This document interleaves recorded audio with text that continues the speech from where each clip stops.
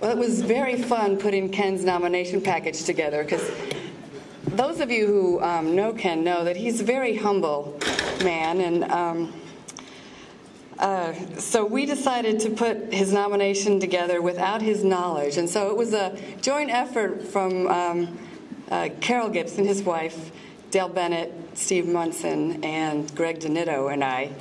And then I asked many people for letters of recommendation, and just because I didn't know if everybody would be able to. Well, everybody I asked sent in a really nice letter of recommendation. So it was a pretty easy package to put together, because everybody who's ever worked with Ken, who knows Ken, knows that he is very deserving of this award, except for Ken himself. Anyway, for those of you who don't know Ken, Ken has long been one of the recognized authorities among his peers for his work with western bark beetles. He is a boots-on-the-ground kind of guy, getting up close and personal with forest insects and their habitats, and working tirelessly to test different techniques to manage them. Ken has been the entomologist sought after for collaborative projects. He could accomplish any project on the ground, no matter how difficult the terrain or how complex the project. If anyone has ever worked with Ken in the woods, you know that he just leaves us in the dust all the time. I was just amazed at how fast he can get through a lodgepole pine stand that was killed by mountain pine beetle several years ago, that had all the fallen trees on the ground. I don't know how he did it, but he managed his way through that way faster than anybody I've ever seen. And the only way we could catch up with him is if he happened to stop to tie his bootlaces. Ken has been a mentor to both novice as well as experienced entomologists, other professionals, pathologists, and students. He has been the go-to guy for technical assistance in forest entomology. He is admired, respected by all who know him, and is truly stellar in all aspects of his work. He has been an integral part of this work conference over the years as well. So, Ken, for your significant contributions in the field of forest entomology in the West, it is an honor and a privilege for me to present to you, on behalf of the Western Forest Insect World Conference, the Founders Award. Ken, please.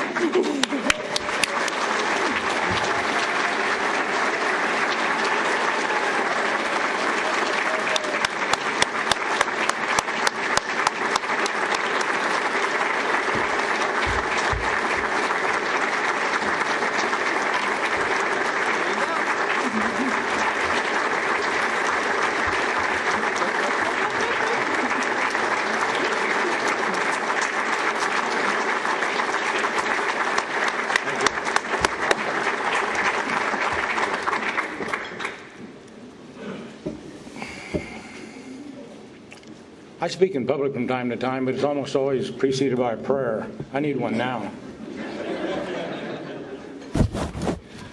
Hearing Sandy talk about that, I'm looking around, who's she talking about? It's kind of like when I grew up and people started calling me Mr. Gibson. I looked around to see who my dad was, because I wasn't used to that kind of address. Anyway, I don't know what to say. So I think I'll just go right to my prepared remarks, which are everybody, or well, not everybody, certainly not everybody. A couple of people over the last few days said, I'm looking forward to your address. I said, don't get your hopes built up. It isn't much. But I'm thinking about, I suppose that most of you are familiar with the cartoon character Ziggy. Since about 1970, when I was first introduced to Ziggy, I kind of realized he was my alter ego. And one of Ziggy's favorite quotes that, to me, that's a little premature, but that's okay, it doesn't matter. One of Ziggy's favorite quotes that applies to me is he said, I've always felt like life is a white tie affair, and I showed up in a pair of brown shoes. Well, I got on brown boots tonight. But anyway, I have to start someplace, and I guess the best place, obviously, is with a sincere thank you. Thank you to Sandy for the tremendous effort she's put into for the nomination. I know that was a lot of work, and she had a lot of things to do associated with the conference besides that. But I probably ought to back up even one step beyond that and thank my lovely wife, Carol. Carol, why don't you stand up? Maybe somebody doesn't know Carol.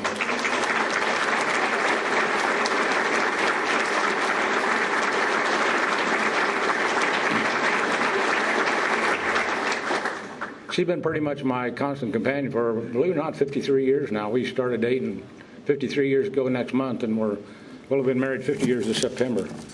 So we've been together a long time, and it's always been good for me to have Carol, you know, kind of beside me or in my close proximity, because I know it's been good for me, because people are bound to look at us together and say, well, that guy's obviously not as dumb as he looks. And so it's been good, and I've appreciated that.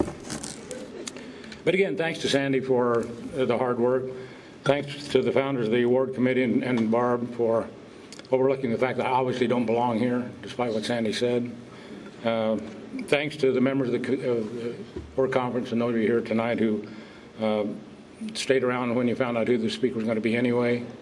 I'm assuming you just looking forward to learn how to do the tango. I guess that's why you're here. Well, I had the distinct honor of serving on the Founders Award Committee for a number of years. I knew personally and mostly well all the former recipients. So I know that they're better than anyone what a stretch it is to have my name included on a list that includes the names, the likes of Mark McGregor, Gene Ammon, Ron Stark, Gary Daterman, Bill Cieslett, John Borden, John Schmid, Les Sapernick, I could go on and on through the list of 19, and it's kind of a stretch to have my name on that list, but I appreciate it, and I'll try to live up to the honor. I think my feelings of inadequacy come from both how well I know myself and how the high regard I have for the Western Forest Insect Work Conference. And that goes back to day one.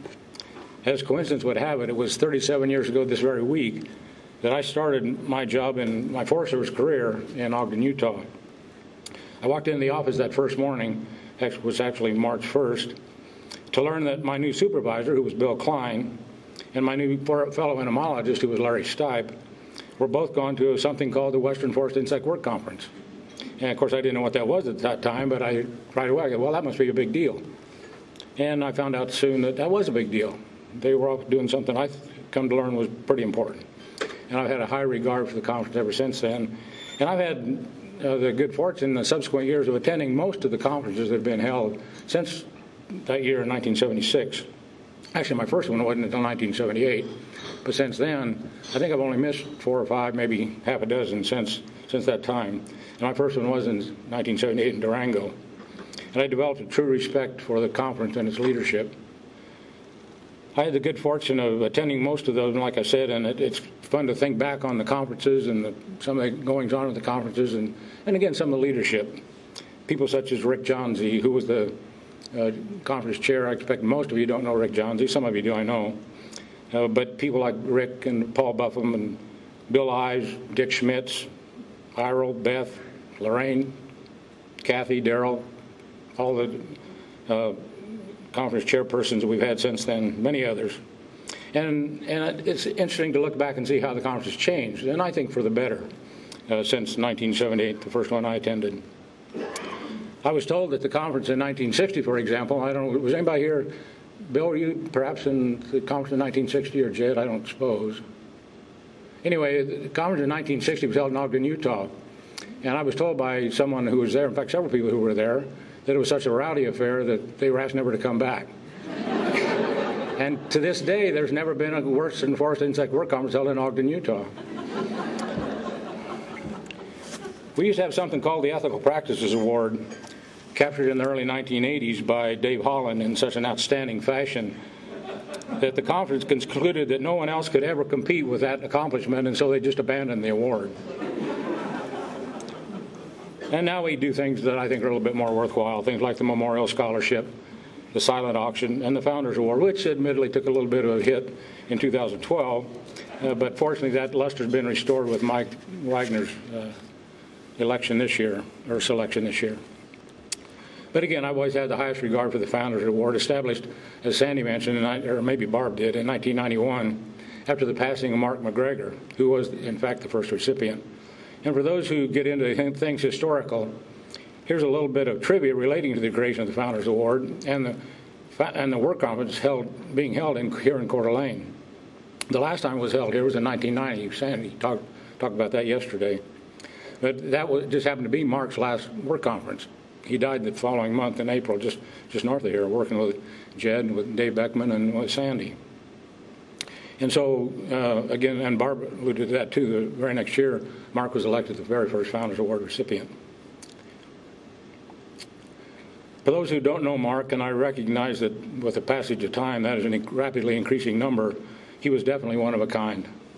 I'll talk more about Mark in a little bit, but it is probably safe to say that he had as much or more influence on my career as anyone. He was quite a guy, and all in all, it's probably a really good thing there was only one Mark McGregor. If I had time, or you had the patience, it would be enlightening to say a little bit about all the other 19 or so previous Founders Award recipients. As I mentioned earlier, I knew them all, and I worked closely with many of them, at least for a brief period of time, or on a project or two. But I suppose that's not my charge here this evening. Still, your time would be better spent if I did that than try to impress you with my goings-on for the last half century. That'll get to be pretty boring in a hurry, and so I'm not going to do that to any great extent.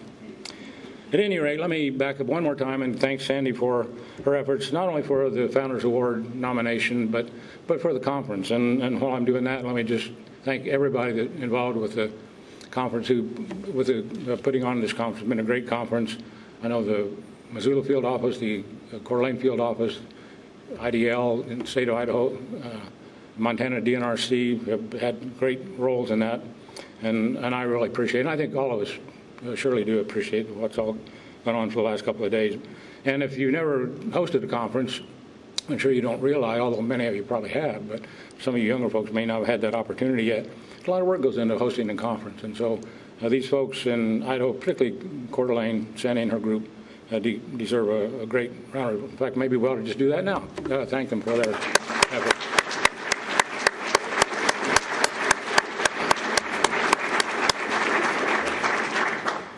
Well, I don't want to drag this on too awfully long. I know you got a tango lesson to get onto.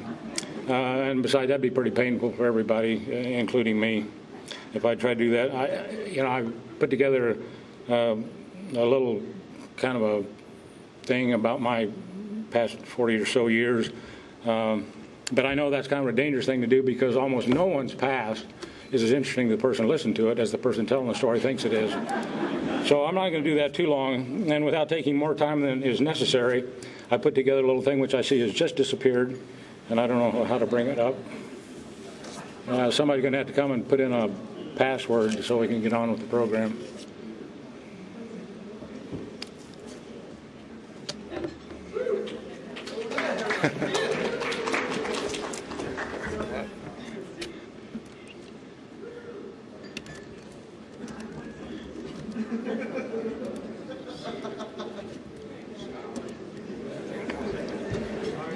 Ain't technology grand?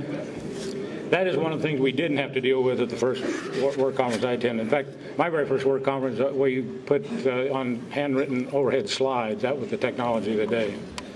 Anyway, I put together a little thing that I've called, with all due apologies to Samuel Taylor Coleridge, a presentation that I've called The Rime of the Ancient Beetle.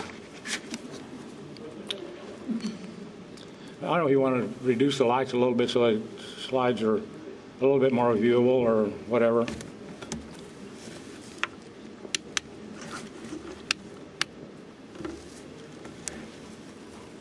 The journey began in Missouri, and now I can't go back. Too long in the western mountains, too much the flatlands lack. I married my bride right out of high school. We're way too young, we were told. Don't be so impatient, is what they all said, but the choice was as good as gold. It's been a half century, a long time now. No question I'm an unfortunate old pup. Proof of the bennies of taking a chance, even more of marrying up.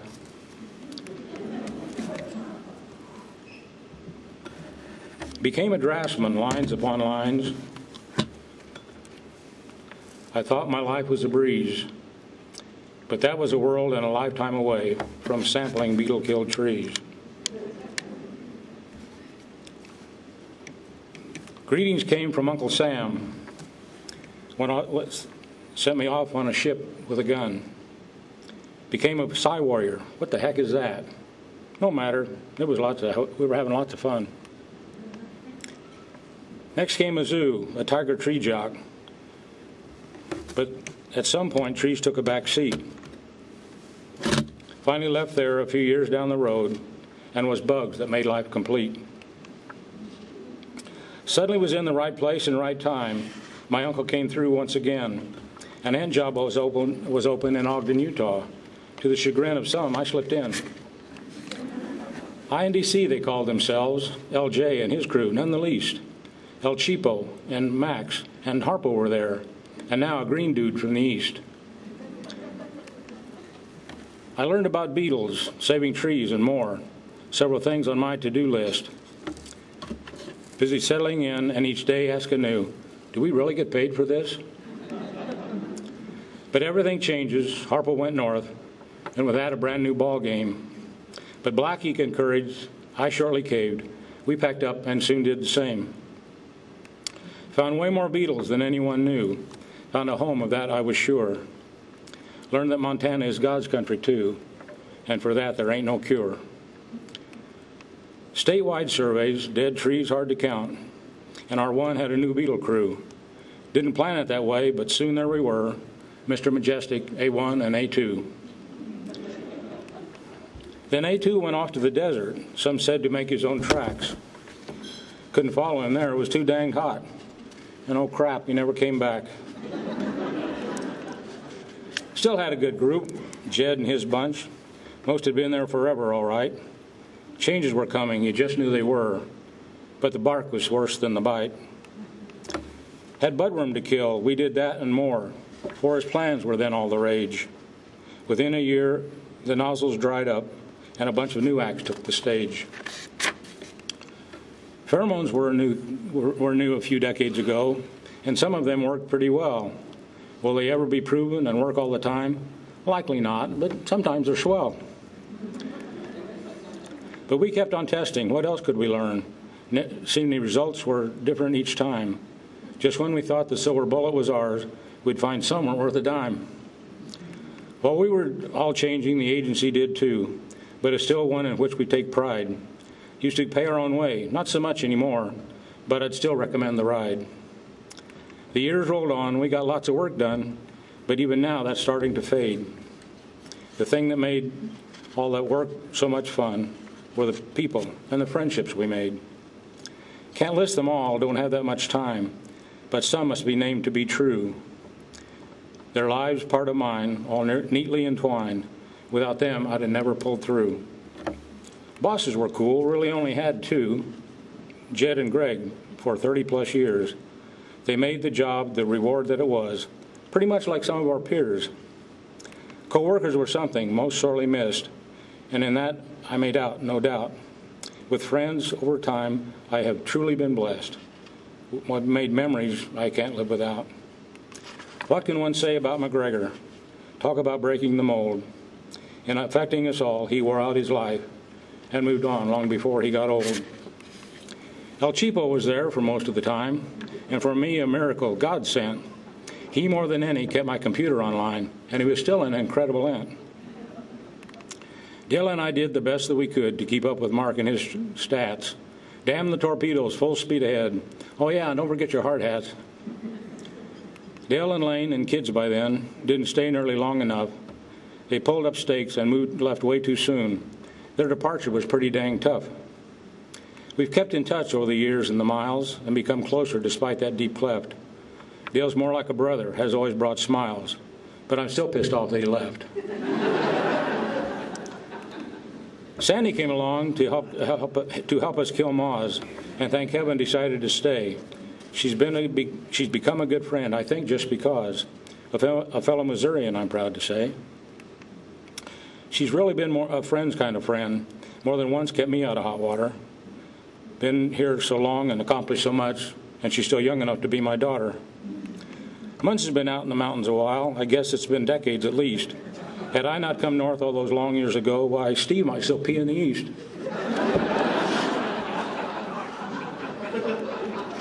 Iro's been around all over the West. but she hails from the Treasure State. Why she left is anyone's guess, but if she hadn't, can't guess at my fate.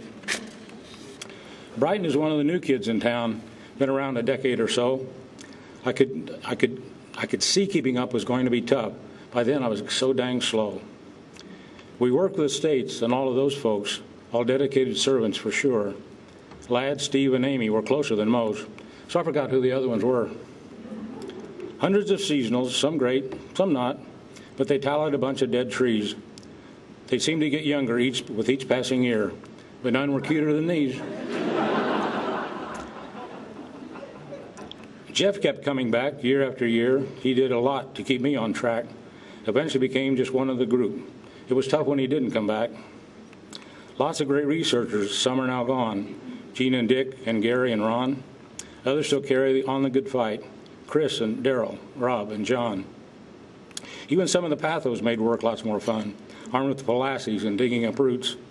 Sue, Blakey, and Jane, John Marcus and Bob, their efforts all bearing much fruit. Looking back on all that we've done may cause one to scratch his head. Viruses, poisons, and other awful stuff. It's a wonder we ain't all dead. But we tricked bugs using pheromones and such. Some even seemed to work at day's end. Unfortunately, others were kind of a waste, but it wasn't our money we spent.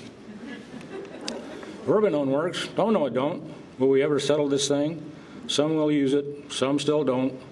Has been quite a 2-decade fling. For as long as we tried, you'd think it'd be great, and sometimes it seemed a good start. After all these years, we're still not sure. Could it be we're just not that smart? We had fires and more fires. Global warming to blame? That thought scares some folks to death. An interesting discussion. Someday we may know, perhaps, but don't hold your breath. Forest plans came and went over the years. It was a challenge to try something new. Some welcomed our help, at least it seemed at the time. For others, don't call us, we'll call you. Bark beetles were tops, just the way that it was. Needle chewers just couldn't keep up. Beetles kill things, folks have to take note. And besides, they're such cute little pups. Doug fir engravers, spruce and pole beetles, and more to seal a tree's fate. Look around, we're badly outnumbered. We should surrender before it's too late. But mountain pine beetles, they were the king. Could quite a bit unlike all the others. They're not passive at all, they just go do their thing. And that's being deadly little mothers. Now right at the end, one more fling with DNRC and those kids. I'll do the hard, fun things, Amy handles the rest. She's really good at greasing the skids. It's been 20 years as a sheriff's reserve was something we did just for fun. There are lots of ways to conduct a patrol, but believe me, this ain't a good one. Having lived all this time in God's country, sometimes we take it for granted. A lot of it's changed, no question about that, but some's like the free trappers found it. One is the Bob, a wilderness stream with its trails, its peaks, and its falls. You should try to see it on 2 feet, not 4, and repent if you ain't stood on the wall. Reflecting back how times have changed, and yet it all went so fast. I should have enjoyed the present more. Too soon it all became past. You know, when I was a kid, to be an ant, all you had to know was bugs, which were beetles and which were moths, and how to tell them from slugs. But that wasn't near enough towards the end. Became models, hard drives and such. If it wasn't something other than a computer bug, it didn't matter all that much. It was no big deal if trees got killed. They were going to die someday, you know. Those freaky toads from Friends of the Earth said it was all just part of the show. Guess it's good I'm just about done. I really ain't with it these days. All I know has 6 legs and 4 wings. Now it's black box magic that pays. I'll soon go the way of all the world. Good grief, how the time does fly. Too late it seems I finally learned that bite is spelled with a Y. I should have been here a century ago. Today I'm an old has-been. No matter, though, the past has been great, and tomorrow I wouldn't fit in. In wrapping this up, I express sincere thanks for good folks, good times, and much more. The journey was great, wouldn't change very much. Even the work didn't never seem like a chore. Charlie Russell once said, referring to life, it's a card game to which we bought in. Had incredible luck with the hands I've been dealt. Anytime I cash in, I win. Well,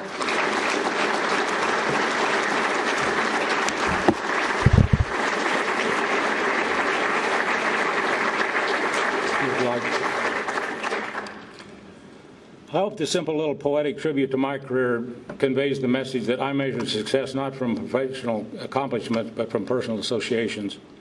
While I have mentioned but a very few individuals who have impacted my life for the better, I could have listed literally dozens whose interaction made me a better entomologist and a better person. And there are those from many different groups and regions in the Forest Service, other federal agencies, state employees, universities, private industry, even in another country. Their disciplines ran the gamut from entomology to pathology, forestry, silviculture, wildlife biology, research, marketing, on and on. In just about any discipline with which we routinely interact, I could name an individual or several who enlightened and brightened my career and my life. Many former Founders Award recipients are rightfully remembered and honored for their significant accomplishments, identifying pheromone complexes, developing hazard and risk rating systems, perfecting management or control schemes, all that either directly or indirectly helped us be more efficient and effective as we strive to positively influence the management of natural resources. If Ken Gibson is to be remembered for anything, I hope it will be that he enjoyed working with and serving people. If those folks benefited in some small way, great, but that he benefited greatly is beyond question. And if you'll humor me for a few more minutes, I'll share a discussion Dale and I were having just not too long ago. This is still kind of a personal association vein, but now more of a historical perspective. And it's going to kind of relate to a little bit of what Sandy talked about yesterday. As I've noted already, Dale and my career coincided to my benefit nearly from start to finish. He actually started a bit before I did, and has endured it a little bit longer, but then I'm a lot older, so it doesn't count. But we concluded that we share a common entomological history as well. Now I know what you're thinking. What's that old dork talking about now? Well, bear with me. And again, this is what's going to relate to what Sandy talked about yesterday. In about 1897, Gifford Pinchot, literally the father of forest management in the United States and the first chief of the Forest Service 8 years hence, hired A.D. Hopkins as essentially the first forest entomologist in the United States. And this was, again, 8 years before the Forest Service was actually organized. In 1914, Hopkins hired a fellow named Jim Evenden, and Sandy told us about that yesterday, to conduct insect surveys and develop control programs in the Intermountain West. Evenden first worked out of Missoula, but soon moved his lab to Coeur d'Alene, here in 1915, and he stayed here until it stayed here until 1955 when Evenden retired. And Jim Evenden actually died here in Coeur d'Alene in 1969. Well, in 1927, Evenden hired a fellow named Tom Terrell to do insect surveys. You may remember Sandy mentioned that yesterday, too. And Tom became one of the very first aerial observers. Well, Terrell and his group, after Evenden retired in 1955, moved back to Missoula, and essentially that's about the time they went back into the Forest Service, or I guess went into the Forest Service, and essentially became the forerunner of the current Forest Health Protection Group. And again, that was in 1955. In 1966, Terrell, now again, we're talking about only three kind of entomology generations. We're talking about A.D. Hopkins, Jim Evenden, Tom Terrell. In 1966, Tom Terrell hired an enterprising young entomologist named Jed Dewey. Jed worked most of his career in Missoula, and in 1978, hired a couple of entomologists out of Region 4, a young fellow named Dale Bennett, and a not-so-young one named Ken Gibson. So Dale and I kind of think we have kind of a genealogical history of the A.D. Hopkins is only 4 generations long, and I think that's pretty cool. Well, all that tells me that we have not only really benefited from present-day associations that make us better entomologists. We also have a rich and not too distant historical heritage from which we all benefit, and one for which we have the opportunity and obligation to maintain and enhance. Well, again, thanks to all those who have benefited my career, and the many not here for a whole bunch of reasons. If I tried to list them all, I'd be here till next week. I hope all of you know how much you mean to me and how much you meant to my career. If I could leave any words of encouragement, it would be to continue fostering positive associations with your coworkers and the publics most of us serve. Those friendships and impressions will one day mean the most to you, long after still young stands of lodgepole pine have nurtured innumerable generations of mountain pine beetles. Thanks.